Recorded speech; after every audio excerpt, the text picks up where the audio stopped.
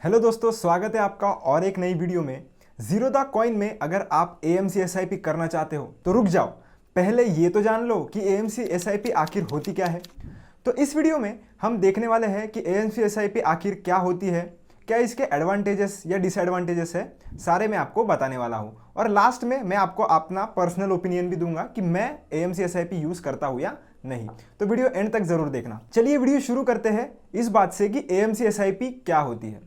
अब एएमसी यानी asset management company. तो जब भी आप एएमसी एसआईपी करते हो, आपका जो पैसा है वो डायरेक्टली एएमसी के पास जाता है और आपकी जो एसआईपी होती है वो क्रिएट डायरेक्टली एएमसी के साथ होती है। और एक नॉर्मल एसआईपी में आप चाहो तो फिर किसी ब्रोकर के थ्रू भी ये एसआईपी जो है वो क्रिएट कर सकते हो। अब जीरोधा कॉइन में क्या होता है ये बताने के लिए चलिए कॉइन ऐप में ओपन कर लेता हूँ। तो कॉइन ऐप में आने के बाद आप देख सकते हो, मैं मेरे इन्वेस्टमेंट्स वाले सेक्शन में आ जाता हूँ। इन्वेस्टमेंट्स वाले सेक्शन में आने के बाद हम चलते हैं एसआईपीज़ वाले सेक्शन पर। एसआईपी वाले सेक्शन में आने के बाद आपको ये जो एक फ़ंड दिखेगा, टाटा स्मॉल कैप फंड, इसमें आप देख सकते हो ऊपर की तरफ एएमसी एसआईपी लिखा हुआ आ रहा है, पर बाकी की एसआईपीज़ अगर आप मेरी देखोगे तो उसमें कहीं पर भी एएमसी एसआईपी नहीं लिखा हुआ आ रहा। तो ऐसा क्यों? क्योंकि ये जो एसआईपी है वो मैंने एएमसी एसआईपी करके रखी है। अब एएमसी एसआईपी और नॉर्मल एसआईपी में क्या फ़र्क होता है, इसके लिए चलिए मैं आपको एक एग्जांपल के साथ समझा देता हूँ। तो हम चलते हैं डिस्कवर वाले सेक्शन में और कौन सा भी एक फ़ंड जो है उसे सर्च कर लेते हैं। जैसे मैं एग्जांपल के लिए यहाँ पर पराग पारिक का फ़ंड जो है वो सर्च कर लेता हूँ। तो फ्लेक्सी कैप फंड हमारे सामने आ चुका है, उसको मैं चूज़ कर लेता हूँ। चूज़ करने के बाद आपको एसआईपी वाले बटन पर आना है क्योंकि हमें एसआईपी करनी है। आने के बाद आपको सबसे ऊपर ही पहला ऑप्शन एएमसी एसआईपी का देखने के लिए मिल जाता है। उसके नीचे आप देख सकते हो pause resume step up function will not be available for an AMC SIP. तो यही इसका मेजर डिसएडवांटेज है दोस्तों। अगर आप एएमसी एसआईपी करते हो तो आपको पॉज, स्टेप अप और रिज्यूम जैसे फंक्शंस यूज़ करने को नहीं मिलेंगे। अगर आपको ये पॉज, रिज्यूम और स्टेप अप जैसे फंक्शन यूज़ करने हैं तो आपको एक नॉर्मल एसआईपी ही जीरोधा के साथ शुरू करनी पड़ेगी। आप एएमसी एसआईपी शुरू नहीं कर सकते। इसी के साथ साथ अगर किसी मंथ में आपके पास अगर पैसे नहीं है, कोई इमरजेंसी आ जाती है, आप उस महीने में इन्वेस्ट करना भूल जाते हो या एसआईपी के लिए आपके बैंक अकाउंट में पैसे सफिशिएंट नहीं थे और आपकी एसआईपी डिडक्ट नहीं होती अनसफिशिएंट बैलेंस के कारण, तो उस केस में अगर आपकी एक कोई नॉर्मल एसआईपी है तो आप वो पॉज भी कर सकते हो और कितने भी मंथ्स तक पॉज कर सकते हो, वो टोटली आपके ऊपर डिपेंड करता है। पर यही अगर आप ये एएमसी एसआईपी के साथ कर लेते हो, कोई पेमेंट आप डिफॉल्ट कर लेते हो, कंसिक्यूटिव 3 बार अगर आपने पेमेंट डिफॉल्ट कर दिया तो आपका जो एसआईपी है वो ऑटोमेटिकली डिलीट हो जाता है। हाँ, जो आपके पास पहले से जो यूनिट्स पड़े होंगे उनको कुछ नहीं होगा, वो वैसे के वैसे ही आपके पास रहेंगे, पर जो आने वाली जो एसआईपी है वो ऑटोमेटिकली कैंसिल हो जाती है। आप एएमसी एसआईपी को मॉडिफाई जरूर कर सकते हो, पर आप ये चेंजेस जो है जैसे कि स्टेप अप वगैरह ये सब यूज नहीं कर सकते। अगर एएमसी एसआईपी में आपको कैसे इन्वेस्ट करना है ये नहीं पता तो इसके ऊपर मैंने ऑलरेडी एक वीडियो बना के रखा है, तो आप जाकर वो चेकआउट कर सकते हो।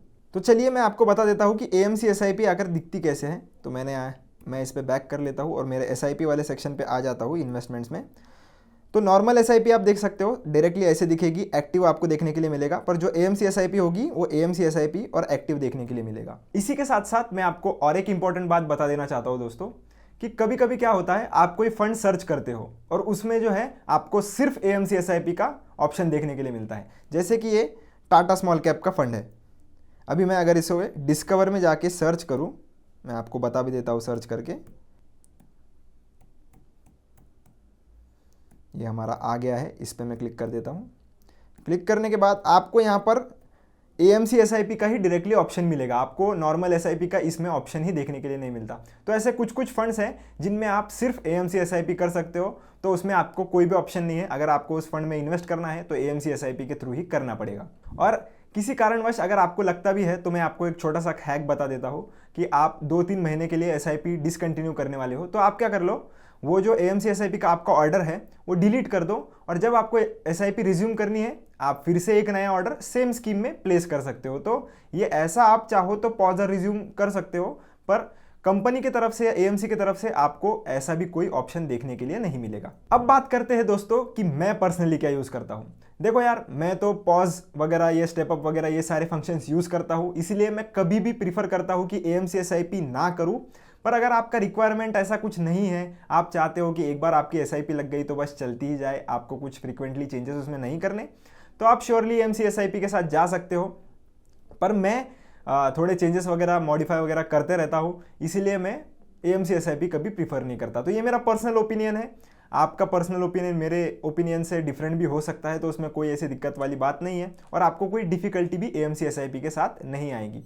पर मुझे ऐसा लगता है कि AMC SIP की कुछ खास ऐसा एडवांटेजेस नहीं है जो मैं AMC SIP में इन्वेस्ट करूं। अगर आप नॉर्मल SIP में भी करते हो तो उसके थ्रू भी आपको कोई एडिशनल चार्जेस नहीं देने पड़ते। अगर आप AMC SIP भी करते हो तो उस केस में भी आपसे कोई एडिशनल चार्जेस नहीं लिए जाते। तो आपकी मर्जी है, जिसमें भी आप करना चाहो आप कर सकते हो। मेरा काम था आपको डिफरेंस बताना, मैं वो बता चुका हूँ। अगर आपको ये इन्फॉर्मेशन पसंद आई होगी तो वीडियो को लाइक, शेयर और सब्सक्राइब जरूर करना दोस्तों। मिलता हूँ आपसे नेक्स्ट वीडियो में। Till then keep learning, keep earning.